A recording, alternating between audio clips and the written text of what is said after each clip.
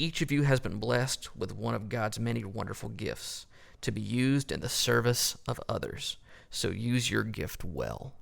And you mentioned the idea of a Sherpa, of a person who's geared to do something and who does something repeatedly over the time. And they're not the hero. They're a guide. Yep. And, Creator's geared me to do what I'm doing on this planet. And so I'm going to use that gift to serve others well and be that guide to help people get to where they want to go with their business and their brand. Cool.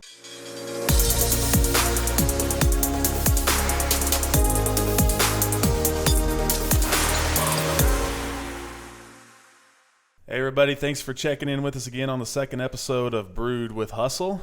Back here with our guest Clint Walkingstick and Casey back there in the studio, recording everything, making sure we all sound nice and sexy. So how's it going, Casey? Man, it's going pretty good. Looks like audio files are going in right. We're going to do good with this. Oh, that's what's supposed to happen right there. So what have you been up to since our last episode? Man, last episode, working hard at trying to get in some new clients and things like that. Got some work going with some of them.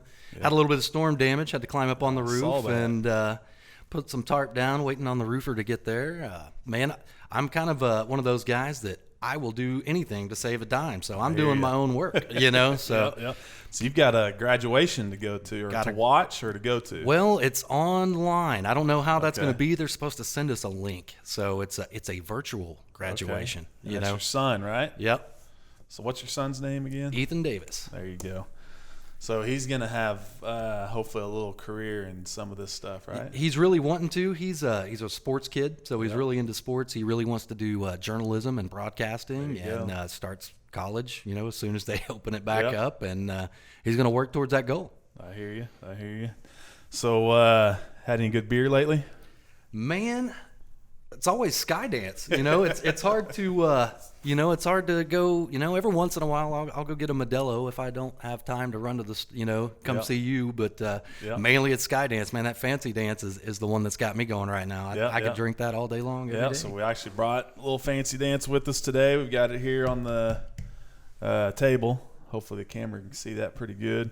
One thing we did recently, we had a little change to our packaging. So the old packaging, that we have a story that goes on the back of the cans, and so for instance with the Fancy Dance can, it kind of tells a story of what the Fancy Dance is and how it originated and our powwows and stuff like that. But we got a lot of complaints, not necessarily complaints, critiques about it being hard to read because it was so small, like the writing was kind of small, and so we kind of turned it sideways, made it a little bit bigger, sticks out a little bit more. So all you guys, if you guys are out there and you buy a 4-pack or hopefully a case of Fancy Dance, and you see this new way of having the story on the back of the can, then that's a really fresh batch of Fancy Dance. Man, I wouldn't worry about it. If they buy a 4-pack, they're going to come back and get a case. Yep. Exactly.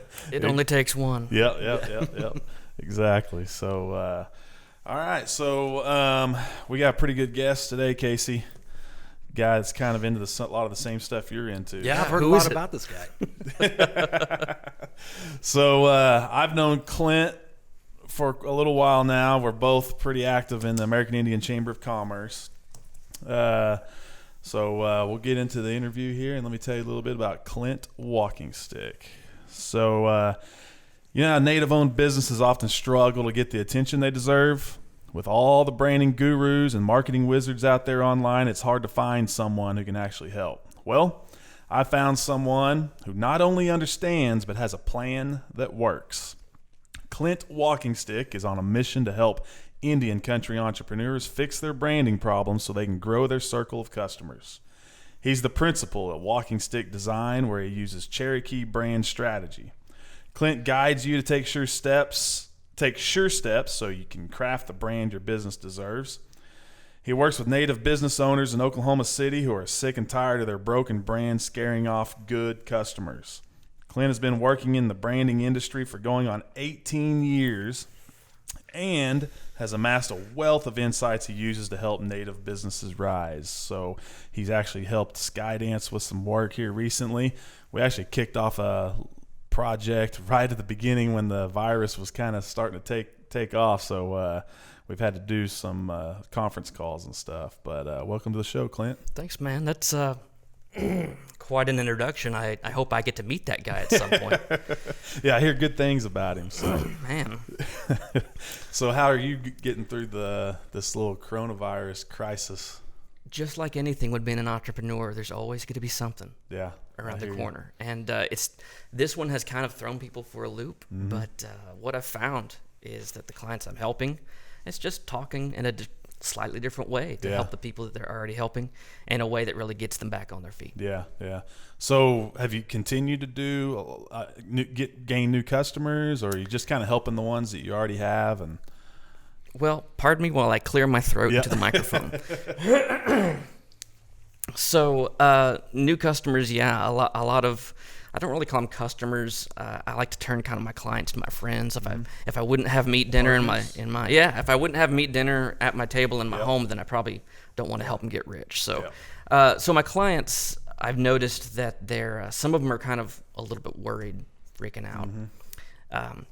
Some of the newer people who have approached me have realized, this is the perfect opportunity to make sure that they ride the wave as opposed to being under it. And so they're ready to take the steps to make sure that their brand is communicating who they are in an accurate way to their customers so that they can help more people. Okay.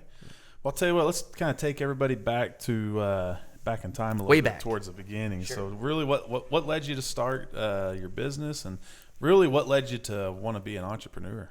Frustration. Sick and tired of being sick and tired. And I'll tell you a little bit about that. I have been working professionally since 2003 and worked in an in-house corporate environment for a large nonprofit here in the city for a good long time and loved that work. Yeah.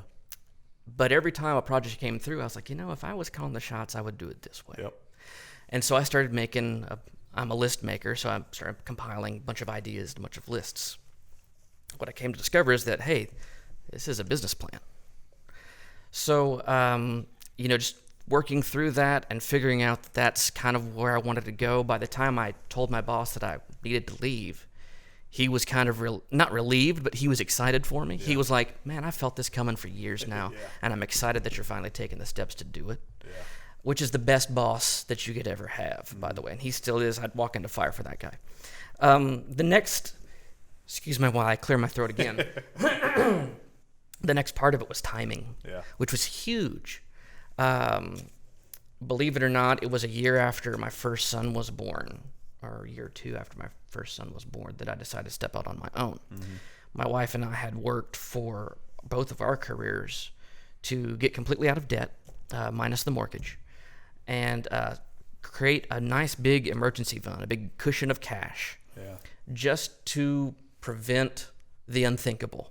And we'll get to that in a second. But my wife looked at me and she was like,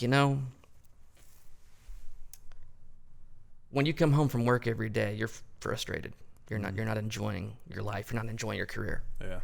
And she goes, I want our boy to have a happy daddy. I want him to see a dad who's engaged and who loves his work and who's passionate about helping the people who he's decided to help. And she said, we've built up the money. We're out of debt. Go in tomorrow. Tell your boss it's time. And when I did that, again, I had that conversation with him, and he was excited for me. And so it was that timing was just, I feel like, the right time. So that created kind of a big shift in my career. I just started working from home. Where I was working at the time was my first biggest client, which is ideal, working in the kind of work I do. And so I just kind of grew it from there, slowly and surely, step by step. And about 2 years ago, not 2 years ago, it's been more than that. In 2016, my wife and I were fortunate enough and worked our butts off for 9 years and finally paid off the home mortgage. Stabbed a dagger in that dragon. There you go. And so one that's morning. A good feeling, Oh my, well, it's like having a kid. People without kids, you can describe it to them. But they don't know. And then after they have a child, they're like, man, you were right. And you're like, welcome to the club. So it's one of those kinds of things. I'm not going to say it's good. I'm not going to say it's bad. I'm going to say it's different. But the best kind of different. And it allowed me to kind of really pivot what I'm doing in a way that's meaningful to me now in a way that it never was before since I started my career. Yeah. So I was sitting on my front porch before everyone got up, before everyone was awake, before the house was, bustling with little kids and wives and breakfast and getting off to work. Had a cup of coffee. I was sitting in my rocking chair on the front porch watching the sunrise.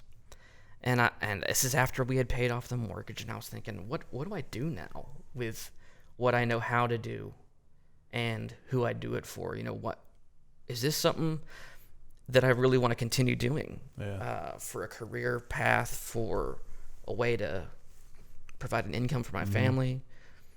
And it made me realize that, there's some things that came to mind. Specifically, my dad owned a deli franchise in Shawnee, Oklahoma, where I grew up for a decade.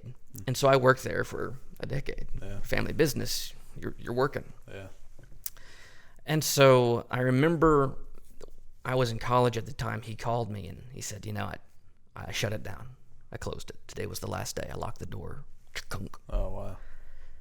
And I remember feeling like I could have helped. Knowing what I had learned in college and what I'd learned in just a long career in design and branding. The things I was able to do, I kind of kicked myself because I knew I could have helped. I knew I could have changed things around for him. And at the time, this was years ago, at the time when he closed it, I did nothing. I just got a job, started working, and kind of lived with that regret of I could have done something and I didn't. And that has always bothered me. The second thing that happened was I got a gift from my Aunt Jane. Hi, Aunt Jane. It's a collection of stories that my grandfather's father would tell to, it's all cousins, but it's my great cousins, if that makes sense. It's my great aunts and uncles' children who are my parents' age. And these are stories that he would tell about being a little boy in Tahlequah growing up, back when it was just hills and country. And I read through these stories, and right in the front of it, my aunt wrote an inscription. And one of the things she wrote to me was, always hold your native roots close. I had never, sure, I grew up in an Indian housing planned neighborhood in Shawnee, Oklahoma. I grew up around Native culture, but it was never something that I took with me in school, in work, because believe it or not, grade school, middle school, high school, college, Indians don't exist. It's almost like in those environments, there's just not a place for it, like people don't accept it, or they don't look at it as like part of the real culture, what they would say is a real human culture, It's exactly right. It's like history. It's like something from a movie or whatever. It's like something that happened years and hundreds of years ago. And it's actually very recent history. But what I found is that every time I would, I was just a little white kid that got made fun of for a weird last name. As opposed to being proud of, Udalanuste is my last name. I can,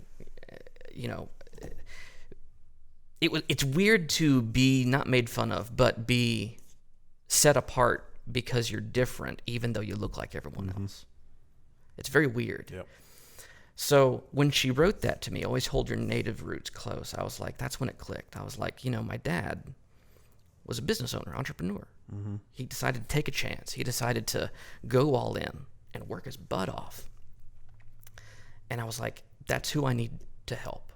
If anything, it's because I'm holding my native roots close.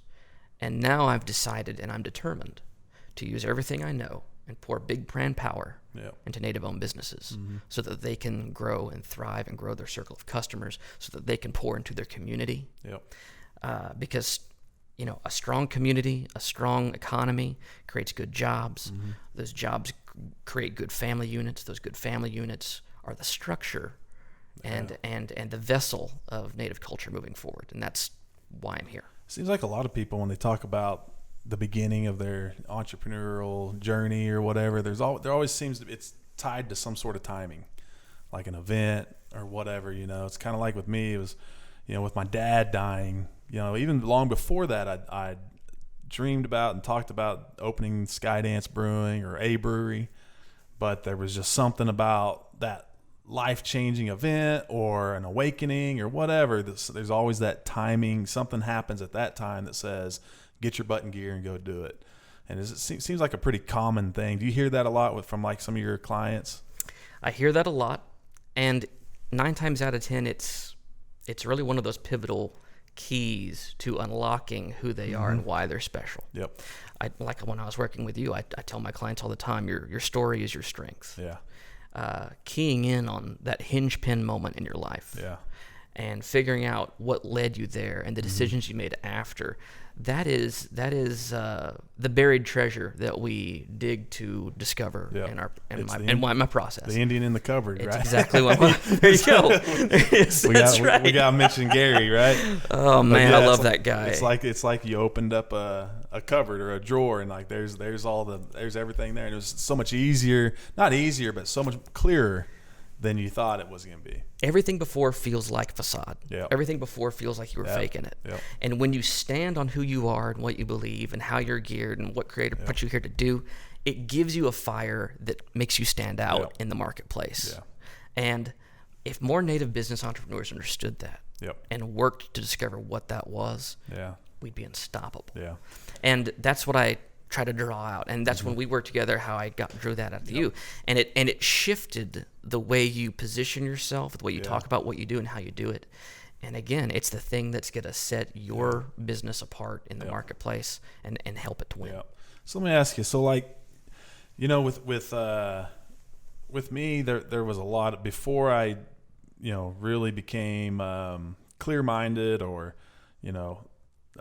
understanding of what I needed to do to start my business. There was always like this mind block. There was this thing keeping me from doing it. Like I felt like being a business owner or a CEO was such a big deal that it was like out of my grasp, and it was like meant for these guys that were like way above me, right? And so now, part of my purpose of the brewery and especially this podcast is kind of really aligned with your purpose, which is I want other Native Americans, and not just Native Americans, regular people. I want everybody to see that this stuff is doable and that we're just regular guys. You grew up in Shawnee. You talked about your background. I grew up in Little Axe, Oklahoma, in a mobile home with a single dad who, I don't know if he ever made more than minimum wage, and I can remember Dad just having to borrow money to turn the electricity back on. I think we might have had a telephone like half of my childhood, So it's like a lot of Native Americans can relate to that way of being brought up. And to me, a lot of times that keeps them from thinking that they can be an entrepreneur. They can own a business and run a business and have the freedom that comes with entrepreneurship. So I guess my question for you is like, what is it about our Native culture that really makes that trickle down from generation to generation? Does it go back? Is it a trickle down effect from, things that were done to our people, 100, 200 years ago? It's many things. The thing that comes to mind is it is what you decide it is. Mm-hmm. Yeah, read a history book. Okay, I'll read an honest history book. Yeah. And you're going to find things that are heartbreaking, gut-wrenching. And to know that every Native person you come in contact with, their families are survivors. Yeah. I think it's part of survivor culture. I think it's part of a damaged warrior culture. Yeah. I think it's many things, and what I hope to come away with it, and what I hope to inspire other entrepreneurs to know, and for everyone that comes in contact with you. Mindset is huge. Yep. And when you've been made to feel weird about who you are in one way or another, that I'm not even talking about being Native. Yeah. Oh yeah. For anything. Yep. If anyone has made you feel weird about who Creator geared you to be, the problem is them, not you. Yeah. You know what's interesting? And Casey, so me and Casey grew up together. So we have the same background. His mom used to babysit me when I was a little kid. We grew up in the same town. We've got all the same friends. And I can tell you, what I can tell you is I have friends from high school or even younger that I'll talk to from time to time now. And I mean, Skydance has been open for a year and a half now, and our beer is distributed all over the state. We're in major casinos all around the state. Fancy Dance has become known as maybe one of the top 2 IPAs. It is one of the top 2.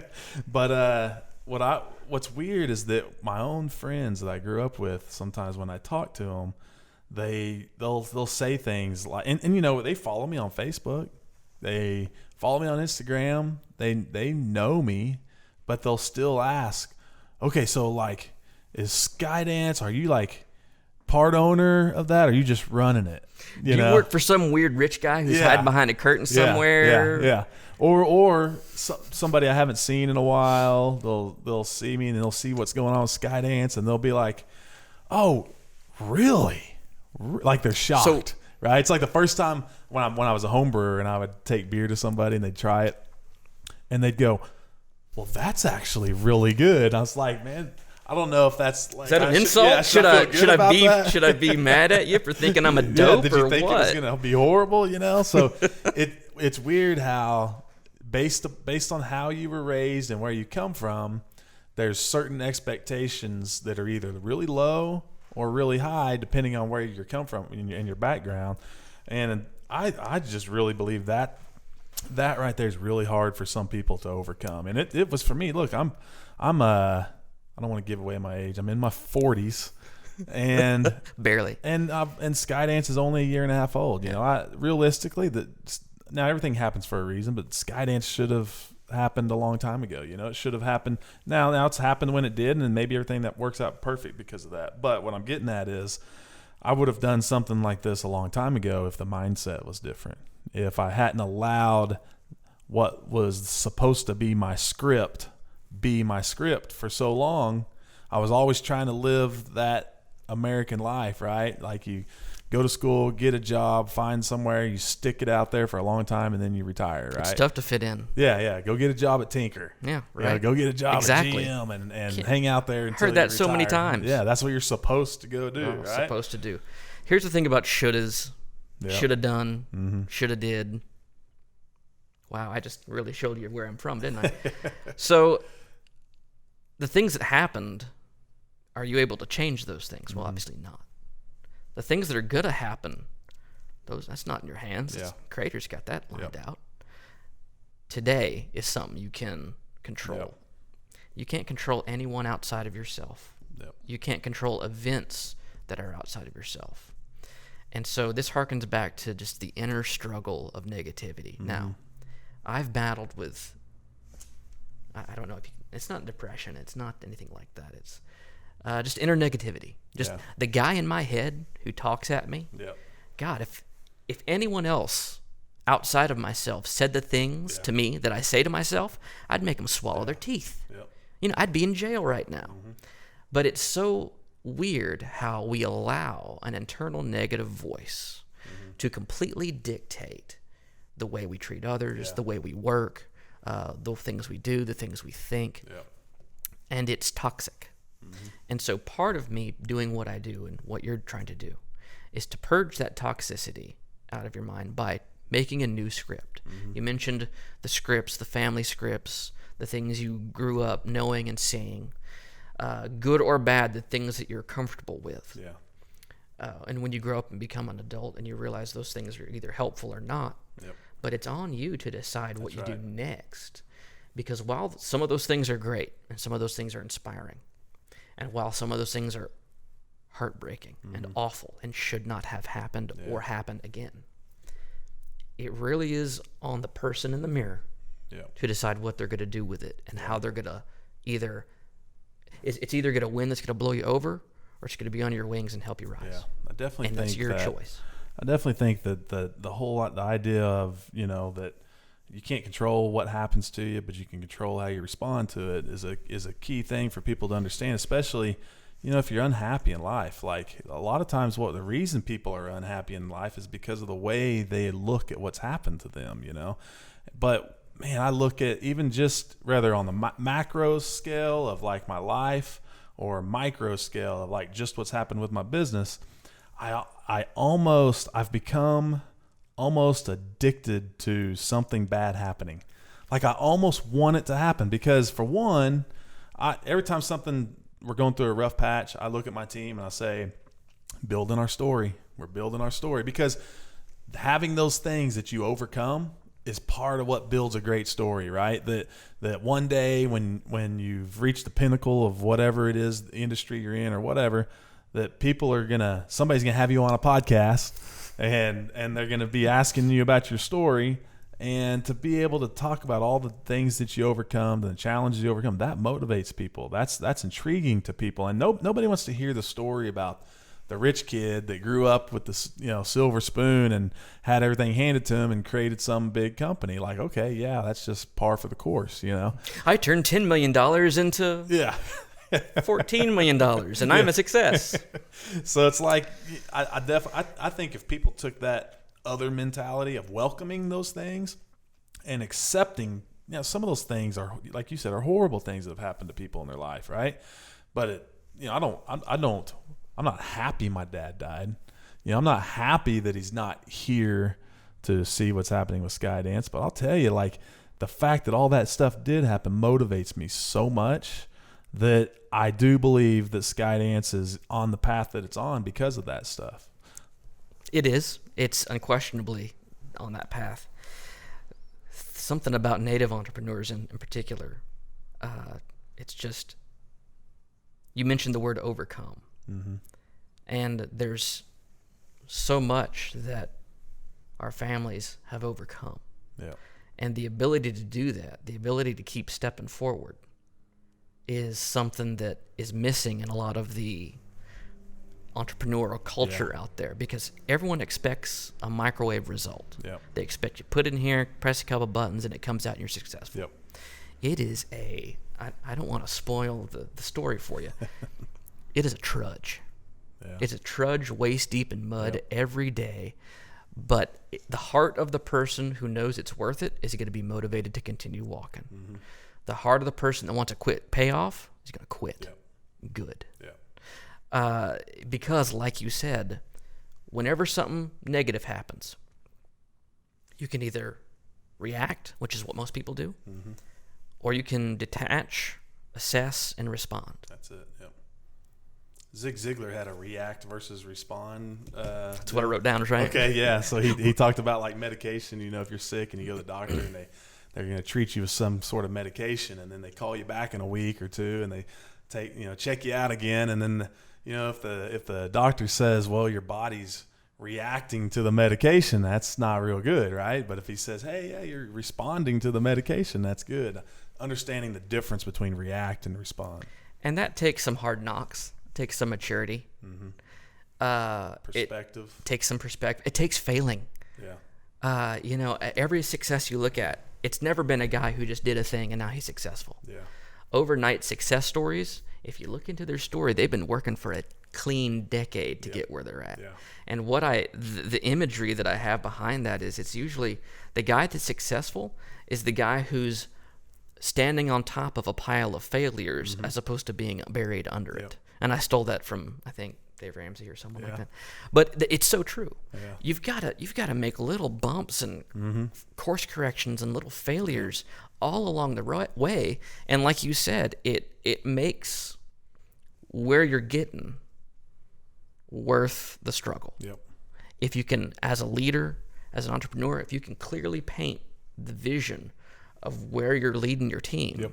they're going to be motivated because they're going to know their actions directly influence them getting to that place that you're painting for them. I'll tell you, going back to like when I was saying, like I almost look forward to those difficulties or whatever. Like I've had times since the brewery's opened where, man, like for a week or 2 weeks or 3 weeks or even longer, man, everything's just working. Like it's just happening, one good thing after another. And towards the tail end of that time period, I get in this frame of mind where I don't I don't know. I don't really think of, it's just the way it is, right? It's just kind of going. I'm not appreciative. I'm not as appreciative of what's happening, you know, all these good things that are happening. And then I almost start to get even kind of depressed, like sort of like, you know, well, now what's the next challenge, or, you know, whatever. But man, when things are going tough, when, you know, when we have like new beer comes out and it didn't take off the way we wanted it to, or sales aren't the way they are, or like this coronavirus, you know, really put us in a tough spot for a little bit. When those things happen and then we overcome it, I mean, you talk about motivation, like the feeling, the way it feels. Cause I'll be honest with you. I have a case of the lazy bones. That's me. Like, that's all we. God dang it! You're gonna spoil this for everyone. They're thinking we're all put together. Yeah. Well, and I think that's key to this podcast. Is I think people need to see the honesty, the true what entrepreneurship really is, what it's really all about. You know, but like I deal with laziness, man. Like, and I've been that way my whole life. I'll be honest with you. The laziness and lack of motivation, I believe, is what kept me from being a college athlete. It's or even more. Like, I was a great athlete when I was a kid, but I hated practice. I didn't want to work out in the gym.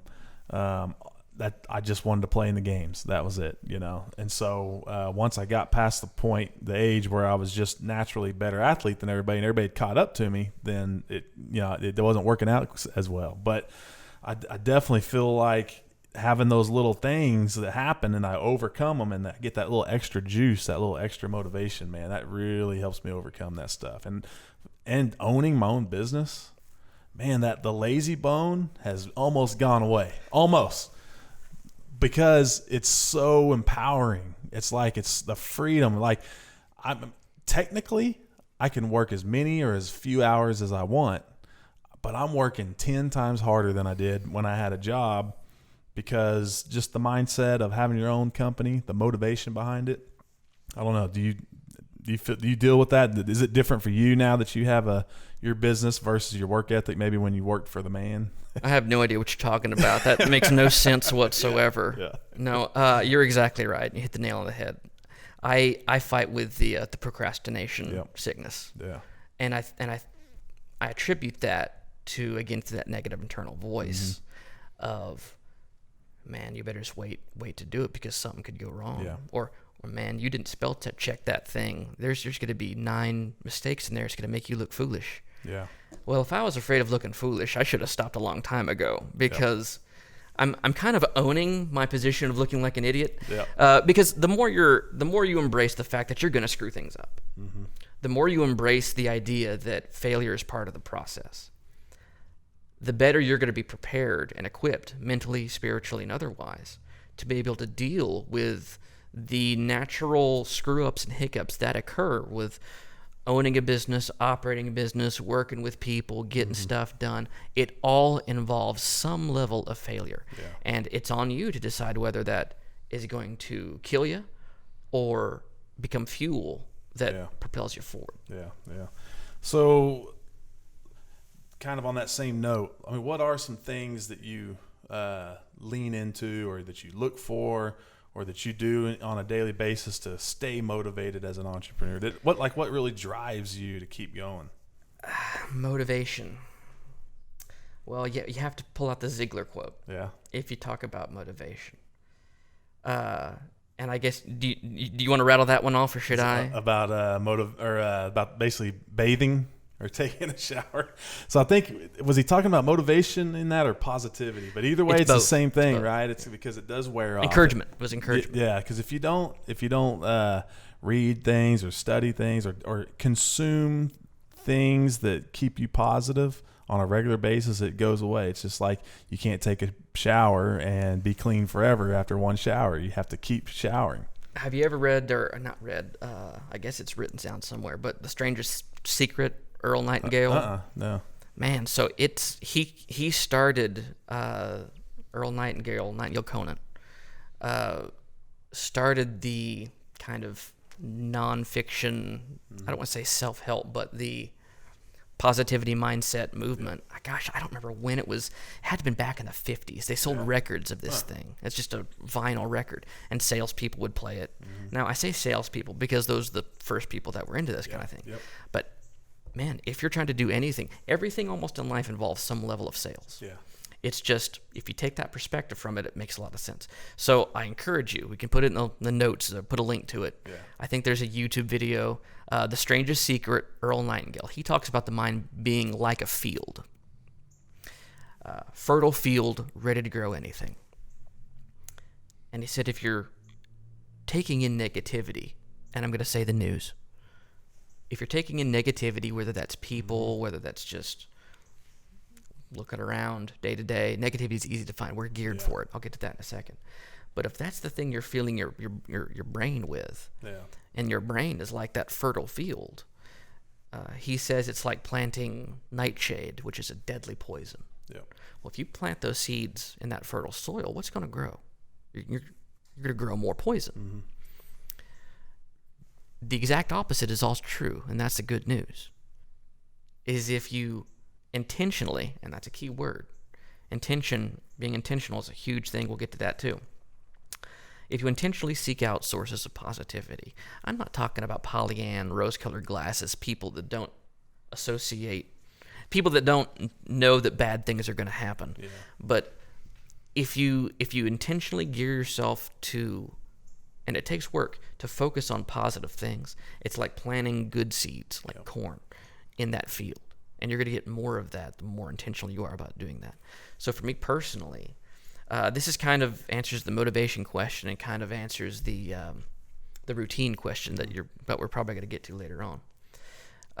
But it takes both. For me, the routine is part of what motivates and encourages me to keep going. That and just the fact that I wake up in the morning and I'm excited to get to work because I know that I'm finally doing something that matters to me in a way that makes my Creator happy. You know, I am geared to do this, and I'm made to do this particular work. And so the motivation really comes from just being humble and being grateful. And I feel like the motivation comes out of the gratitude piece. If I can sit and focus and pray and be grateful, man, it changes my perspective in a way that is motivating in and of itself. And so I don't have to seek out the motivation as long as I'm keeping my gratitude in check and keeping my humility in check. And as long as I'm being connected with that vine of spiritual growth and reading and information and positivity. Without it, we know what we get. I had a conversation with the guy that I work with the other day about gratefulness, and I was thinking about how in times in your life when you're cruising along, something bad happens. You know, you'll hear about a guy that he really screwed up and got arrested for something, or he screwed up and his wife left him, or whatever. And as soon as you get into this bad, dark stage, the first thing you think about is how much you would give for life to be back to how it was a day ago or 2 days ago or however long ago it was before that event took place, right? Like you would give anything to go back to that point in time and just live that life again. But at that time, when you were in that life, you didn't appreciate what you had at that point. And so I thought about that a long time ago, and I try to do this thing. I don't want to call it a habit because I'm not good at sticking to it on a regular basis, but it's maybe a hack, a little trick I pull on myself. And this might come across kind of dark, but I sometimes try to put myself in this frame of mind that something horrible just happened. Like the worst possible thing just happened. A family member died, or like you did something that made you lose your company or whatever. I'll put myself in this dark space for just a minute, and then next thing you know, I'm grateful that I'm actually not in that place. I'm grateful because it could be that. It could be worse. That's basically just saying it could always be worse. And like I said, we're geared for negativity, and you're exactly right. To say, yeah, it could always be worse. there's got to be a part of you just in your heart to know that that's true, and to be grateful for where you are and what you got and what you've done and what you can do, but to not sit in it. And I think that's the difference. If you sit in that place, you need a hug. You know, you need I mean, you need friends around you. You need a community around you who can embrace you during those times and know that they're there all the time, and so that you can focus on what's next, and what can I do, as opposed to what can't we do. And that's a huge piece of it. You're exactly right. I feel like I've gotten off track. No, what about morning routines? Because I do kind of have my own routine that I think a lot of times it's just the idea of having a routine, right? That kind of makes me realize that I'm in check or whatever. But first thing when I wake up, I like to guzzle my cup of water, go make some coffee. Man, like I know, so my fiance it drives her nuts with the coffee. She likes good coffee, but it drives her nuts that there's no coffee machine in our house, right? So everything I do is either a Chemex or maybe we'll do French press, right? But there's something about that little process of making a pour over cup of coffee, and that's my zone out time. I kind of get to put things in perspective and think. It's almost like a meditation thing, right? So having that routine is sit down with my coffee after that, read a couple chapters of whatever book it is I'm reading at the time. If I'm really doing a good job, I'll get into some meditation, and then I'll hit the gym, and that's kind of my routine. Now, if I'm not home, Bobby does not like the fact that there's not a coffee machine in the house, and that it's such an ordeal for her to go make some coffee. She wants that quick coffee. But any routines out there, anything you do on a regular basis that you think keeps you in that space you need to be in? Well, I'm going to say something kind of controversial. I think routines are bullcrap. Uh-oh. Yeah. I think they are not anything that you actually need. Mm-hmm. They're not necessary, and the fact that they're not necessary brings me to my other point is, of course, they're not necessary. Yeah. They're vital. Okay. All right. Without routine, without consistency, I would not be able to help you and serve you the way that I do. Yeah. I would not be able to do what I can to be a good citizen of my community. I wouldn't be able to do what I need to do to be able to be a good father to my boys and a good husband to my wife. Without my morning routine, I would be ineffective. Yep. So COVID has really kind of thrown a monkey wrench in my routine. Yep. I'll tell you what my routine was. Yeah. And luckily it's starting to kind of come out of it, so I'm going to be able to get back onto it. So I hope I didn't throw you way too off just then. Morning routines are bull. No, they're not necessary. They're vital. Yeah. The mindset of thinking, it's just something I can think about doing. Yeah. No, you got to figure out what it is now. Programming. And so much so that I made myself a sticker. Uh-oh. Yeah, I know. And I call it Design Your Default. I'll hold it up for the camera. Maybe they can get a good. So I'm giving that to you. Cool. And Design Your Default is simply, in behavioral psychology, there's default thoughts and actions that we have that guide our day-to-day actions and decisions and thoughts. And the more you're aware of them, the more you can list them out, and you can change them. Yep. What do I do when I get up in the morning? List all those things. And then write down, ideally, what do I want to be doing? How do I want to make my days go? And really just make small shifts in your daily routine to make sure that it happens the way you want it to, and that you get lots of productivity out of it. Yep. I've got lots more on that. Yeah, let's hear it. I feel like, do we need to pause? No, I think we're good. You're sure? Yep, we're good. Okay, yep. Rock and roll. So before all the gyms were shut down, my routine was this. I get up at 4:30 a.m. I pray through my prayer list. I read the section of the Bible app on whatever Bible reading plan I'm on. Okay. I go and I make a fried egg and I put it in a container and I hop in the car with my bag that I've packed the night before and I go to the YMCA. Now, how good are you at sticking to the 4:30 a.m.? It's tough. Yeah. Just like anything, it's tough. But you prepared for that but in it's the the evening, prepared, right? It's, and I'll get to that in a second. Yeah. So I grab my bag. I've got my egg because it's too hot to eat right then. I hop in the car, drive to the Y. I eat my egg in the car, waiting for the Y to open. When it opens, I go inside. I put on my goggles and my jammers, and I swim a mile. Takes about 30 minutes. Wow. I hop out. I take a shower. I get dressed for the day. I come home. I read a chapter of whatever book I'm on that day. Sometimes I'll either write or sketch for 20 minutes. And by then everyone's awake and is either eating breakfast or is ready to eat breakfast. So either I'll help make breakfast or I'll make breakfast, the rest of my breakfast. When school is in session, get the boys, get them across the street to go to school. And then my day has started.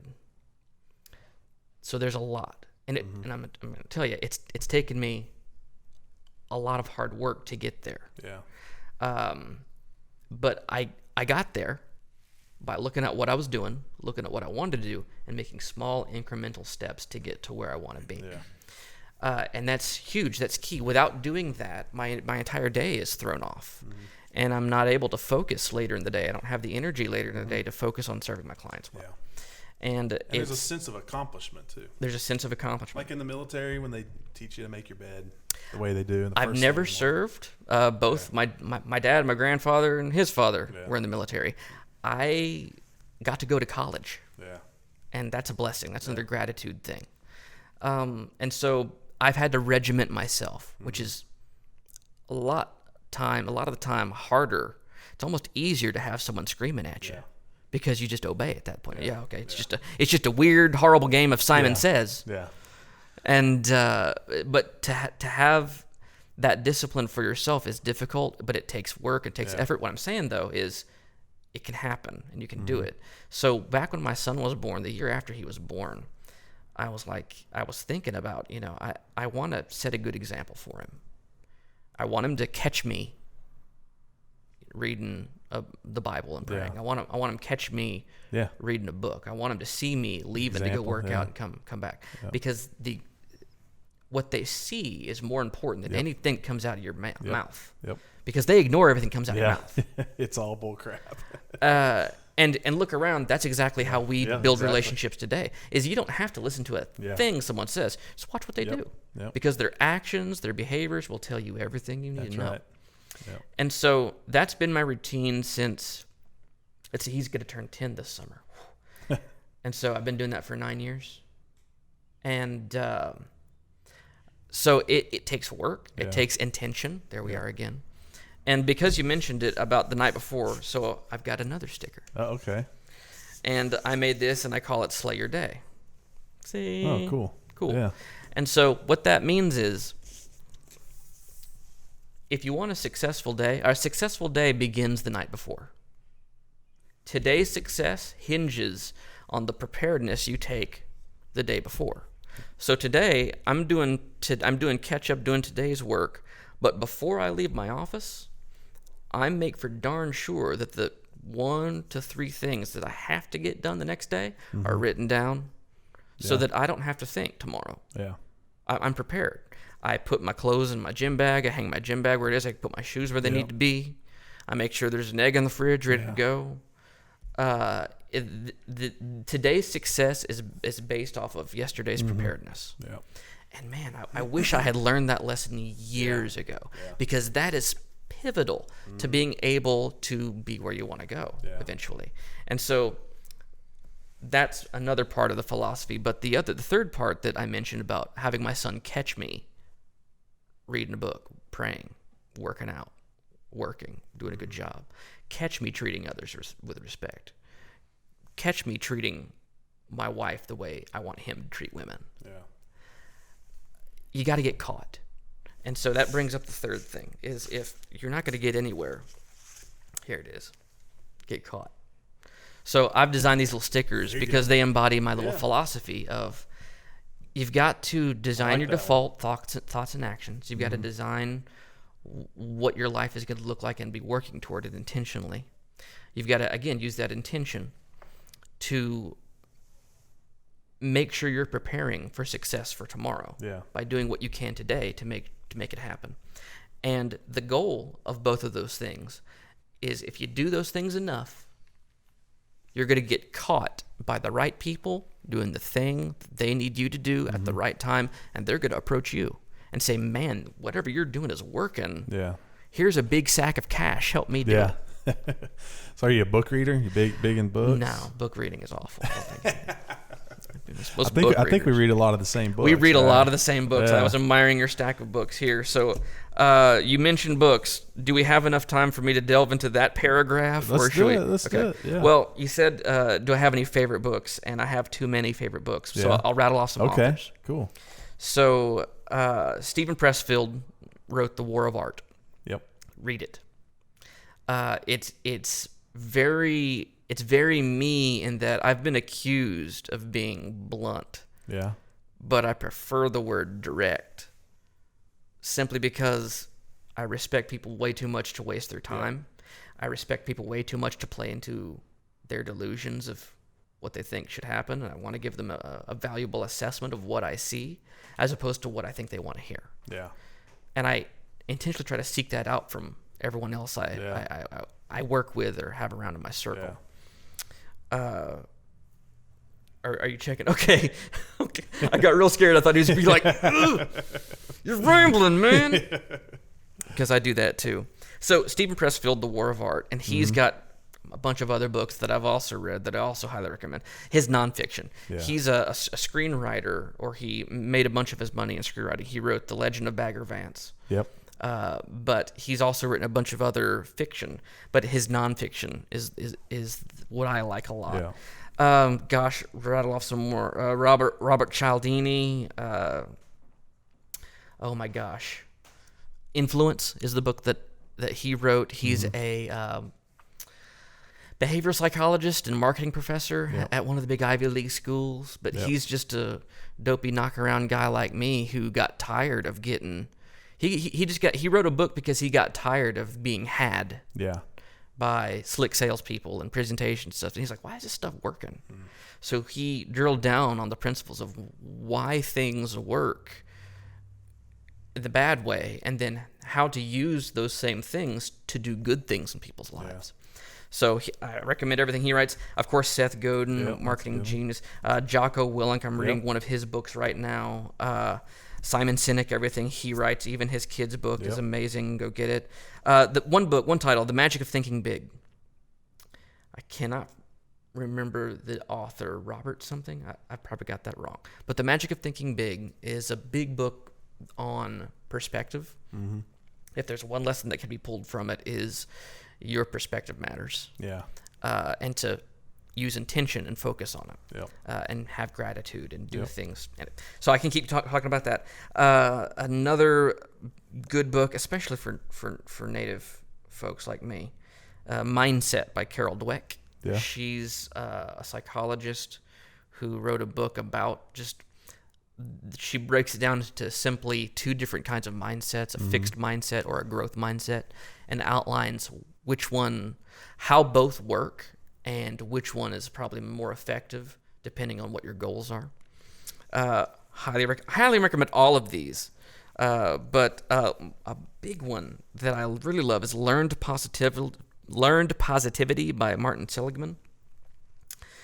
So I'm naturally negative. Mm-hmm. We're geared for it. Humans are geared for survival. We're always looking for something that's either going to eat us or something we need to run from. Always. And that's why negative news works so well. That's why a negative headline will always jerk our attention to it because we're geared for negativity. Being put to the test on that right now for sure. A lot of it. Like every time you turn on the TV. And so, I mean, every headline on every paper, we're geared for negativity. And the people that use negativity to get your attention are selling your attention. They're not out to help you. They're out to sell ads. They And got something to gain from you. when being you remove scared. that layer, you're like, oh, they just want me to look at this so that they can sell click ads or they can sell advertising space.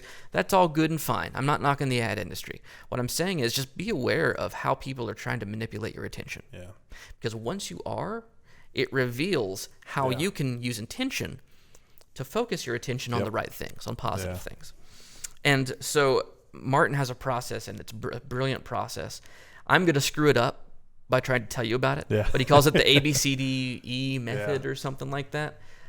It's basically, and like I mentioned earlier, it's imagining someone outside of yourself saying the negative things that you say to yourself and having a response to that entity, whoever that is.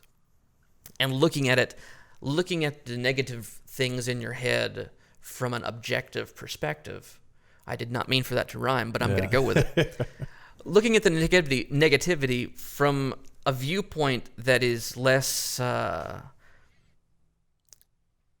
we have a tendency to believe the things we tell ourselves. And if those things are negative, guess what? We're being harmed by ourselves. And it's looking at those things from an outside perspective so that we can get a better grip on what it is we're dealing with and how what reality looks like as opposed to what we're telling ourselves reality looks like. It's kind of woo-woo, but it's a really great book. The principles are solid, and in there he also talks about what was it called? There's a principle that I think really affects me and lots of native entrepreneurs I've talked to. It's called learned helplessness. About when you feel like you've been beaten down so much and you feel like you have no avenue or hope of changing things, you'll start to accept awful things as your reality. And that's not right. That's not healthy. And that's not true. And he gives you tools, mental tool sets, to be able to deal with that and come out on the other end in a way that helps you shine. A few others. Happiness Advantage by Sean Atcher is fantastic. He talks about positivity and why positivity is important, and he has some tools developed about how to use positivity in a way that gives you a better viewpoint of the world and of your situation. So all of his books are fantastic, even his children's books. I've got kids. I buy children's books of smart authors. And the last thing is just about everything written by Zig Ziglar. Are you an audiobook guy at all? You know, I can't focus with audiobooks. I know. If I'm listening, I'm not focusing on my thing. I have to be intentionally, and I have to focus. I get distracted so bad all the time. Me too. If there's a squirrel, I'm going to look at it. And so I have to, knowing that about myself, I have to be regimented with my focus. And that's why I prefer actual pages and actual books so that I know where I'm at, where I'm going, and so I can focus on it and ingest it. Otherwise, I'm going to be tooling around. I'm going to be working, focusing on my clients, and it's just going to go one ear out. See, I can't do the audiobook deal unless I'm driving. Yes. So when I was in the casino business and I was driving to Perkins every day, and it's an hour drive there, an hour drive back, and I would consume so many audiobooks. And Zig Ziglar is the best when it comes to audiobooks because his audiobooks aren't necessarily a book that he's reading off.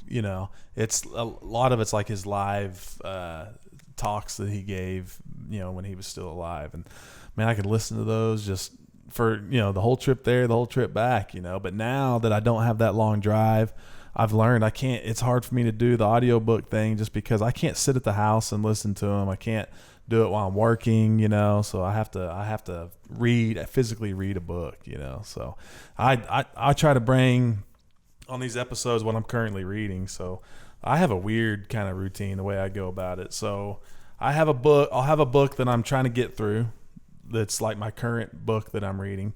So like right now it's actually the 100X Leader, Jeremy Kubicek and Steve Cockram. So these are some guys that I was turned on to by my friend and mentor Todd Vinson, who owns Eote Coffee.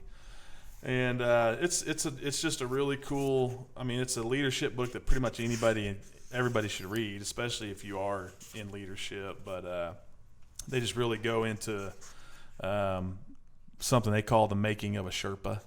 So the basis of it is, these Sherpas are taking these guys up to climb Mount Everest, and they will at times have to climb ahead of them and then come back and get them and go back and forth.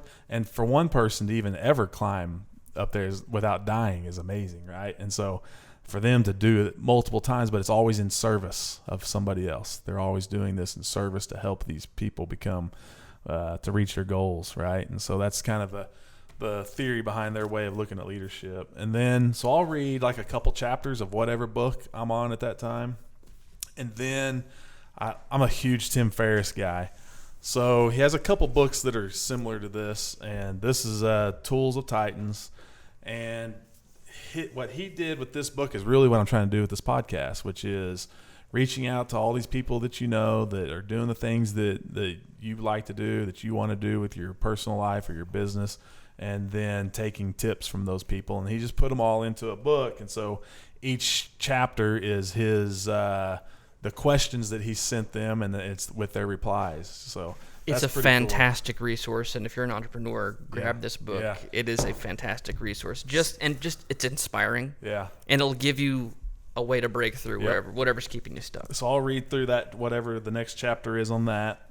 But the coolest thing I've come across, so you and I are both, we both are kind of into the Stoicism idea. So Ryan Holiday's kind of the leader in that category right now. So he has this still, so you got to have both of these. So you have the meditations, the Daily Stoic 366 meditations on wisdom, perseverance, and the art of living. So basically what this is you go to today's date, and each day it has different lessons or meditations from people like Seneca or all these great Stoics. Marcus Aurelius. Yeah.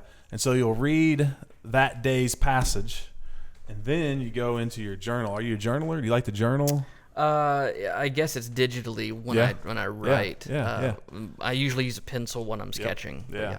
And so it's the same thing. You'll go to that day, and it'll say things, that match up with what was in that passage from that day. So, and then you just you do that in the morning, and you do that in the evening, and kind of write down your thoughts. And I don't know, I thought it was pretty corny when I first ever heard of the idea of journaling, But what I find pretty cool about it is it is nice that day to write your thoughts down. But on the weekend, like a Sunday or whatever, sometimes I'll go back and look at things from maybe it's last week or a month ago or 3 months ago, and just to see where your frame of mind was at that point.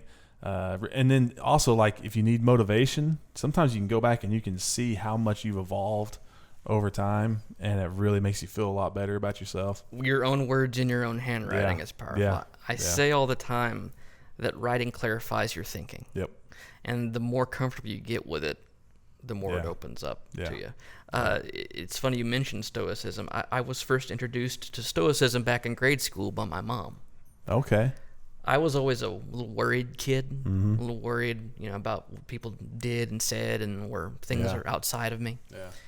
And she was like, Clint, can you control a thing that those people do? Can you control a thing that they think? Mm-hmm. And I was like, well, no. She's like, don't worry about it. Yeah. You worry about what's in your heart and what it tells you to do. That's so frustrating when you're a kid.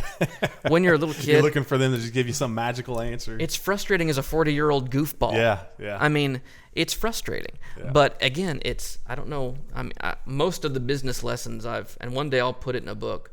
Most of the business lessons I take with me and apply, a lot of them have come from my mom. Yeah. But it's weird to think that way back in grade school, she was using, now I don't know if she was using tenets of Stoicism, but all her lessons to me align directly, almost verbatim, with a lot of the things that were said from these guys. Yeah. Now, I will put a caution on it. Do not look up how each of these guys died. Yeah. Seneca, Marcus Aurelius. Don't look at how they died. Yeah. Didn't always work out in their favor. Yeah. Just like any good parent, do what they say, not what they do. Yeah. No, it's interesting you say that about your mom, because I think what really attracted me to the idea of Stoicism, the philosophy behind it, and how I could really relate to it, was my dad was a Stoic, and he wasn't really even trying to be. I don't even know if he He may have. He did read a lot, but I don't know that he ever even thought of Stoicism as a philosophy per se, you know.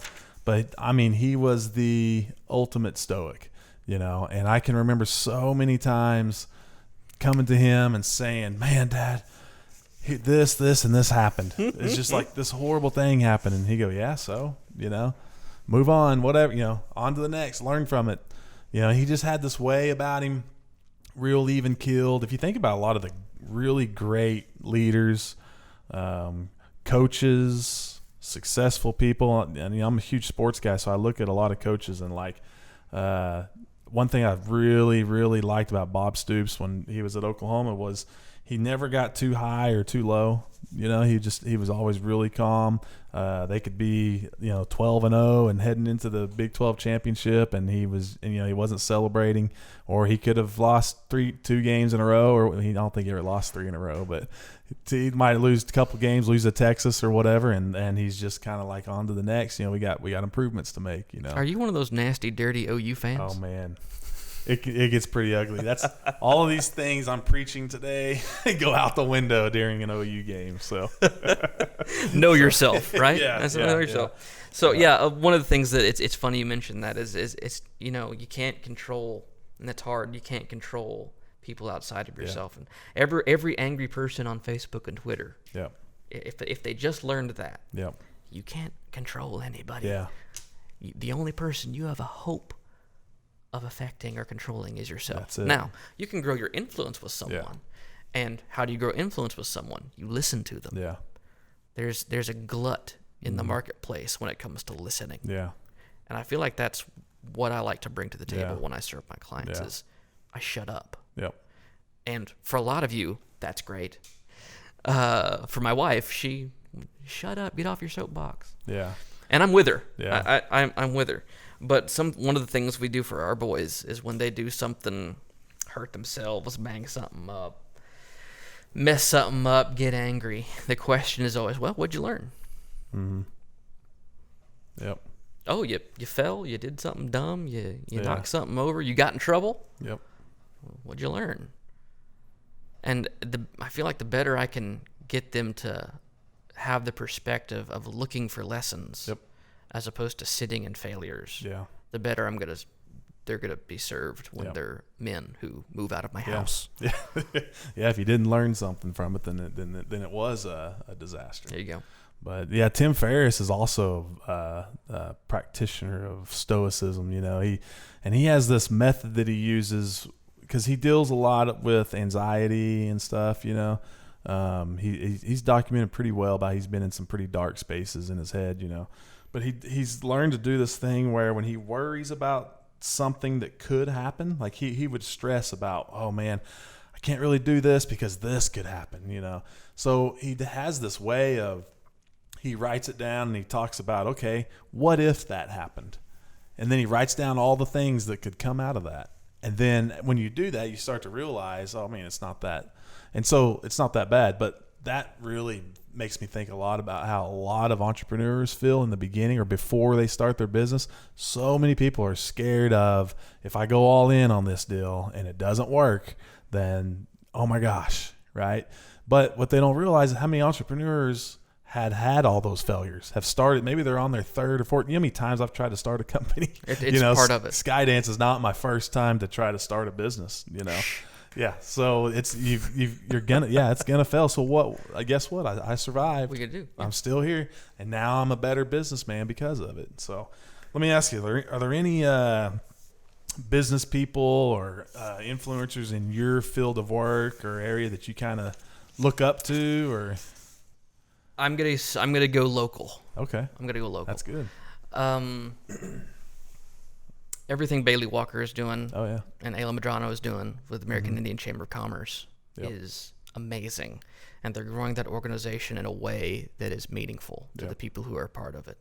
And if you're a native entrepreneur in Oklahoma City, or there's groups all over. They're Yeah. close to Iowa Nation. There's, I think, 1, 2, 3, 4. There's 4 or 5 or 6. Yeah. I'm gonna get this wrong. American Indian Chamber of Commerce groups Yeah. throughout the state. So you've got really no excuse Yeah. when it comes to finding a group of like-minded people who are dealing with the same struggles, Yep. who can be around each other and encourage each other. It's just a wonderful thing they're doing.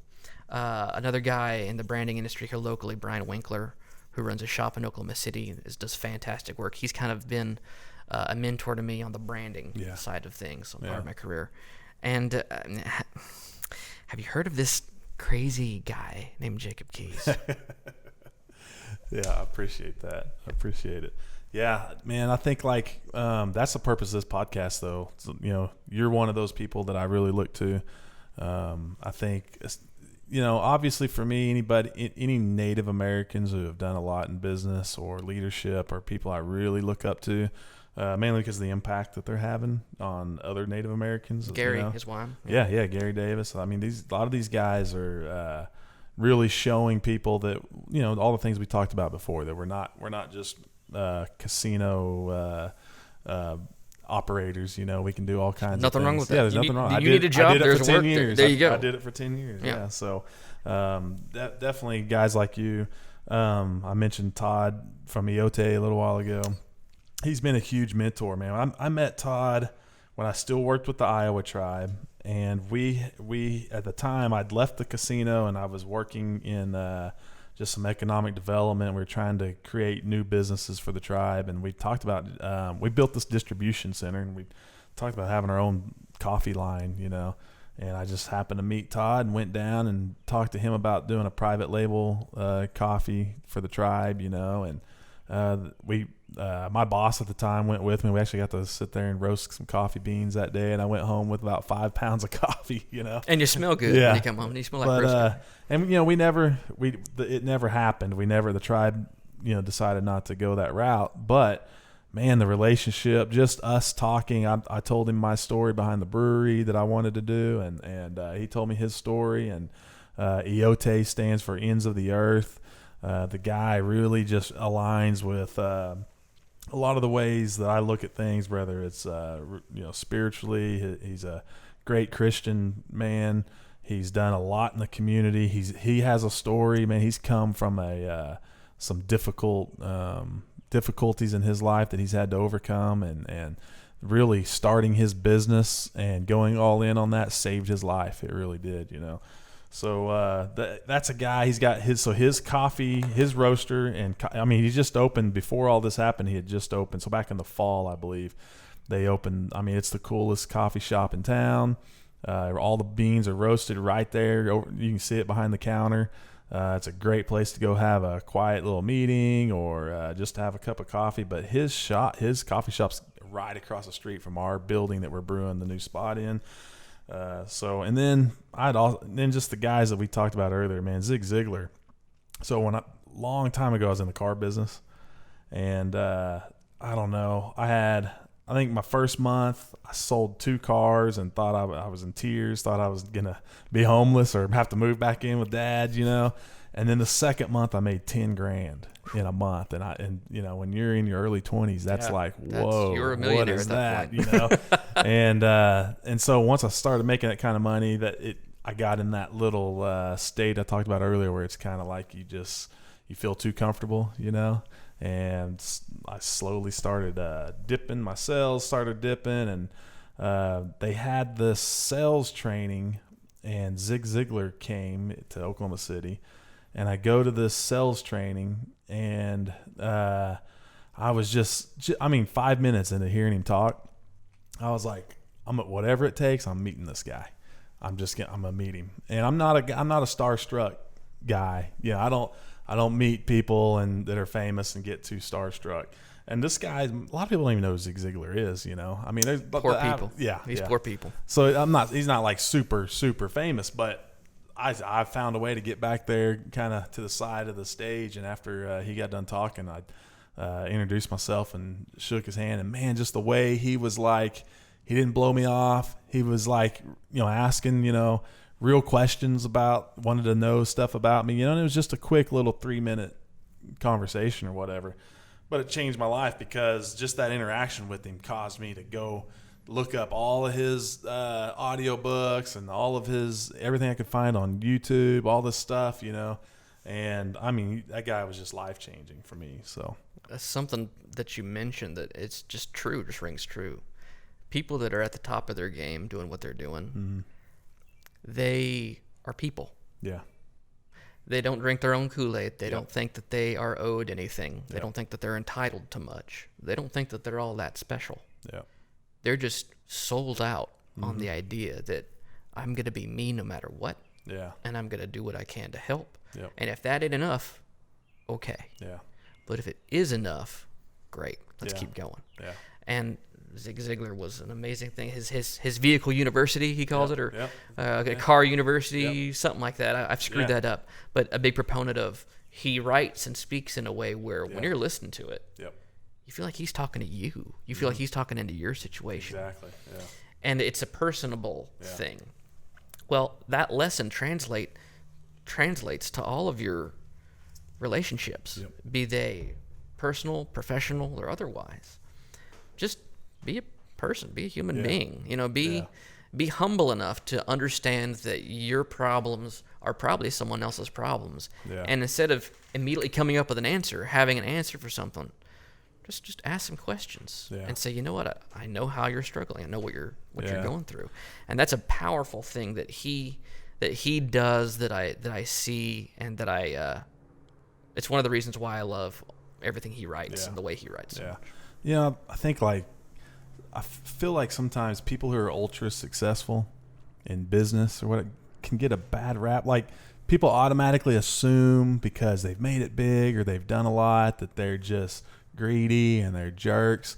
And man, I've learned, I was really awakened by being in the casino business, because it took me to places that I'd never been. Like, I'd never been to Vegas until I got in the casino business. And the next thing you know, I'm sitting in Vegas around these tables with all these CEOs from tribes all over the place, or GMs of big giant, casino resorts in Vegas. And we're talking, and I'm listening to these people, and to hear them talk and how much they care about people, and how much, they're just trying to, they have a purpose behind what they do with themselves, empathy, how much empathy they have for people.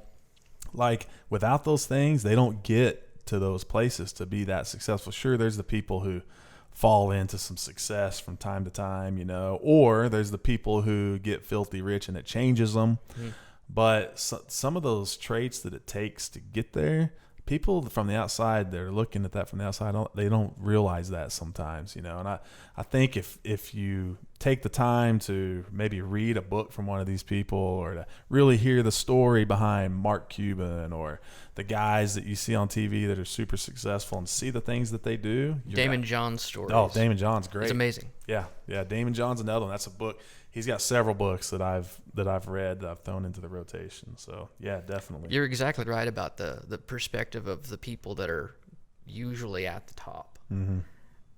Whenever, culturally in America, whenever someone has something that they don't have, sometimes Yeah. it's easy to concoct reasons Yep. why they don't have it. Yeah.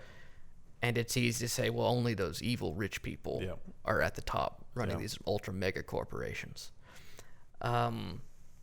And the reverse is exactly true. Yeah. And it's interesting you bring that up, because that's exactly Yeah. right. The hearts of the people who call the shots Yep. most often are exactly the right Yeah, kind and of people. unfortunately, that little jealousy thing or whatever is a disease in our culture. That's Well, you're right. And there's two different words that I want to bring up about culture in America. There's jealousy and there's envy. Mm-hmm. And I've heard it described as, jealousy is, I want what you have. Envy is more insidious. Yep. Envy says, if I can't have what you have, I don't want you to have it either. Yep. And that's toxic. And Yeah. that's something that I'm trying to purge out of. Yeah. If my client has some of that, well, we don't work together. Yeah. Yeah. And that's okay. Okay. So, last question. The one thing. I like to call it the one thing. Sure. If there's one thing that you would tell somebody right now who's trying to start a business or has just recently started a business, what's that one piece of advice? That's a huge question. And of course, it can't be boiled down to just one thing. There's Yeah. millions of things. Yeah. But because it's an exercise Yeah. and it's part of the process, just some really down-to-earth nuts and bolts things. If you're wanting to start, know that it's not going to be overnight. Know that every business owner, while they look put together, man, we're just kind of making it up every day. Yeah. Every day is just something, we're just kind of making it up as we go. Yep. And I hope that doesn't yank the curtain away from too many people. But yeah, if you understand the fact that each step is a step, not a leap. The principle of the Kaizen principle, Japanese principle of the single step, journey of 1,000 miles begins with a single step. It's an incremental process. And hopefully you're going to be standing on top of that pile of failures as opposed to be being buried under it. So some very practical things are start small. Yeah. Grow your operation with cash for now, if that's what you do. Look for problems to solve and get to work because there's plenty of problems out there. Just pick one. Or sit down with a piece of paper after you've been pissed off by something and make a list of all the problems that went on in that interaction. Make a list of all the gripes you've got. Yeah. And then say, you know what, in a perfect world, this would happen. Or write down what the this is and create a system around that serves somebody and charge a couple bucks for it. Yep. That's just what it takes to get from A to B. Yep. And we talked this entire time about perspective, about gratitude, about empathy, about listening, about being humble, just mindset. All of these things are huge things. Don't feel like you have to master anything. Yeah. Don't feel like if you already feel like you're a master at something, it's probably a good indication that that's not the thing that maybe you can use parts of it to solve the problem that you're facing. But if you feel like you've arrived, man, this ain't going to be good for you. Every entrepreneur I've worked with, even myself, they know that they don't know everything. They know that they are just beginning and that they've got volumes of information to learn, but they're all learners. They're all geared to understand that they don't know everything and to remove that perspective from their mind. They're all geared and hungry and thirsty to learn and grow and pour that into the people that they work with. And so there's a verse, a Bible verse on my business card, my business coin. And if you don't mind, I'll read through it. Yeah. It's just First Peter 4:10, and I'm gonna screw up this version, but it says, each of you has been blessed with one of God's many wonderful gifts to be used in the service of others. So use your gift well. And you mentioned the idea of a Sherpa, of a person who's geared to do something and who does something repeatedly over the time. And they're not the hero. They're a guide. Yep. And, creators geared me to do what I'm doing on this planet. And so I'm going to use that gift to serve others well and be that guide to help people get to where they want to go with their business and their brand. Cool. That's a perfect ending, man. So appreciate you coming on. There's so much more we can unwrap at some point. I will have to have you back on. There's a lot, and this was fun. Yeah. And I'm shocked because the internet is forever. Yeah. Forever. I was terrified that I would say something stupid that would embarrass me and make you regret having me on. You did a good job of staying away from politics. So it's a tiptoe. God, it's a tiptoe. Yeah. So last thing, just where can people find Clint? You can go to my website, but it's in flux right now, so don't be too concerned. It's just walkingstickdesign.com. The best way to find me and interact with me, believe it or not, is on LinkedIn. Okay. Turns out I'm the only Clint walking stick on the planet Earth. There you go. Perfect. It's a pretty good position to be in. Yep. So if you go to LinkedIn, type in Clint Walking Stick, just message me, say like, hey, I heard you on that goofy podcast. Yep. And if you reach out to me, I'm going to send you a list of 7 questions to ask before you spend a dime on marketing. Yep. Just to help you be a little bit more strategic about your thinking. So if you message me through LinkedIn and say, hey, I heard you on the podcast, I'll send you that list. And it's something that I hope will serve you well. I'm developing some free resources that I'm going to be making available on my website soon. So if you want to be on that list, just let me know and I'll put you on. But yeah, that's where you can find me. All right, brother. Well, I appreciate it. And everybody out there, thanks for watching and listening Check us out on YouTube as well as on all the places where you like to find a podcast. And we'll see you on the next episode of Brewed with Hustle. What up?